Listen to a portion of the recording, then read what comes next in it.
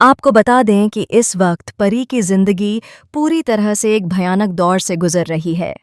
परी पर लगातार जुल्म हो रहे हैं और हर दिन उसके लिए किसी नई परीक्षा से कम नहीं है। भाई, ये बात सच है कि परी ने अपना जीवन साथी गलत चुना, लेकिन इसमें आखिर उसकी क्या गलती थी? उसने तो रणविजय को अपना हमसफर समझा था, अपना सहारा समझा था, अपना भविष्य माना था। वह पूरे दिल से यह मानती थी कि रणविजय एक अच्छा इंसान है जो उसका साथ देगा, उसकी इज्जत करेगा और उसकी बेटी के लिए एक अच्छा पिता बनेगा। लेकिन किसे पता था कि यही भरोसा, यही प्यार और यही विश्वास एक दिन उसकी सबसे बड़ी कमजोरी बन जाएगा। जब शादी से पहले परिवार ने, खासकर तुलसी ने और दोनों भाइयों ने परी को समझाने की पूरी कोशिश की थी, तब भी परी ने किसी की एक नहीं सुनी। सभी ने एक ही बात कही थी कि रणविजय अच्छा इंसान नहीं है, उसका स्वभाव ठीक नहीं है और यह शादी आगे चलकर बहुत बड़ा तूफान बन सकती है। तुलसी ने तो यहाँ तक कहा था कि यह रिश्ता केवल दर्द और पछतावे के सिवा कुछ नहीं देगा, लेकिन प्यार में अंधी बनी परी को तब कुछ भी सही नहीं लगा। उसे लगा कि पूरा परिवार उसके खिलाफ है, कोई भी उसके प्यार को समझना नहीं चाहता। उसने यह मान लिया कि सब लोग गलत हैं और सिर्फ रणविजय ही सही है।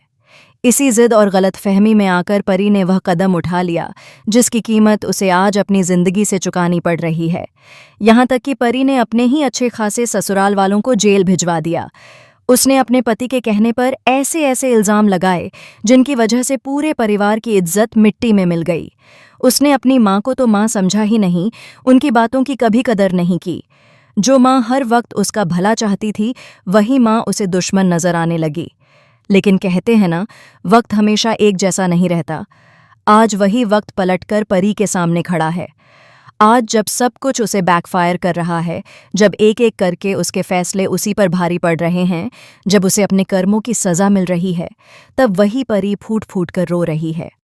आज उसे एहसास हो रहा है कि उसने किस कदर बड़ी गलती की थी। हालांकि एक बात यहाँ साफ है कि उसके साथ जो हो रहा है वह बिल्कुल भी सही नहीं है। कोई भी गलती, कोई भी गलत फैसला किसी को यह हक नहीं देता कि वह किसी और पर हाथ उठाए। जिस तरीके से रणविजय परी पर हाथ उठाता है, उसे मारता पीटता है, उसे मानसिक और शारीरिक रूप से प्रताड़ित करता है, वह सरासर गलत है और निंदनीय है। तुलसी यह बात पूरे घर के सामने रखती है। वह साफ शब्दों में कहती है कि चाहे परी से कितनी भी गलतियां क्यों न हुई हों, लेकिन रणविजय को यह अधिकार नहीं है कि वह उस पर हाथ उठाए। लेकिन अफसोस की बात यह है कि इस मौके पर भी परी चुप हो जाती है। शायद डर की वजह से, शायद समाज की वजह से या शायद अपनी बेटी की वजह से वह सच बोलने की हिम्मत नहीं जुटा पाती। इसके बाद कहानी एक और खतरनाक मोड़ लेती है। घर में रणविजय फिर से अपनी सारी हदें पार कर देता है। जिस तरह से वह दूसरी लड़की के साथ खुलेआम मज़े करता है, उसके साथ टाइम स्पेंड करता है और बिना किसी शर्म के घर में ही यह सब करता है, वह सब परी से बर्दाश्त नहीं होता।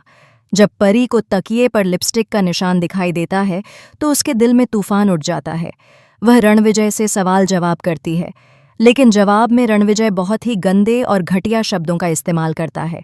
उसकी बातों में न पछतावा होता है, न शर्म और न ही डर। परी उसे डिस्गस्टिंग कहती है और यही शब्द रणविजय को और ज्यादा हिंसक बना देता है। वह फिर से हाथ उठाने की कोशिश करता है, लेकिन तभी वहां ऋतिक आ जाता है। ऋतिक वक्त पर पहुंचकर अपनी बहन को बचा लेता है। अगर ऋतिक उस समय नहीं आता तो शायद हालात और भी ज्यादा भयानक हो सकते थे। ऋतिक सबके सामने यह सच्चाई रख देता है कि रणविजय परी को मार रहा था। वह साफ कहता है कि अगर मैं समय पर नहीं आता तो यह उसे मार ही देता। पूरे घर में सन्नाटा छा जाता है। अब यहाँ पर मिहिर की एंट्री होती है। मिहिर काफी कूल अंदाज में अपनी बेटी को सैंडल गिफ्ट करता है, लेकिन उसके शब्दों में गुस्सा और दर्द साफ झलकता है। वह कहता है, ऐसे चुप रहने से कुछ नहीं होगा। अगर यह फिर से तुझ पर हाथ उठाए तो डरना मत। रणविजय पर ट्राई कर, इतना मार कि यह जिंदगी भर याद रखे। अगर इसने तेरा हाथ पकड़ा ना तो आज मैं इसकी पूरी की पूरी चमड़ी उधेड़ दूंगा। यह पल परी के लिए बहुत भारी होता है। पहली बार उसे लगता है कि उसका परिवार आज भी उसके साथ खड़ा है। परी सैंडल निकालती है और जैसे ही वह मारने वाली होती है तभी उनकी बेटी वहां आ जाती है। अपनी बेटी को देखकर परी के हाथ कांप जाते हैं। एक बार फिर रणविजय बेटी की आड़ लेकर बचकर निकल जाता है। लेकिन अब यह खेल ज्यादा दिनों तक नहीं चलने वाला। अपनी बेटी का सहारा लेकर रणविजय अब तक जो करता आया है वह बड़ी आसानी से करता रहा है, लेकिन अब हालात बदलने वाले हैं। अब यहाँ कहानी में फुल स्टॉप लगने की बारी आ चुकी है, क्योंकि अब तुलसी परी को डिवोर्स के लिए मोटिवेट करेगी। वह उसे समझाएगी कि एक गलत रिश्ते में घुट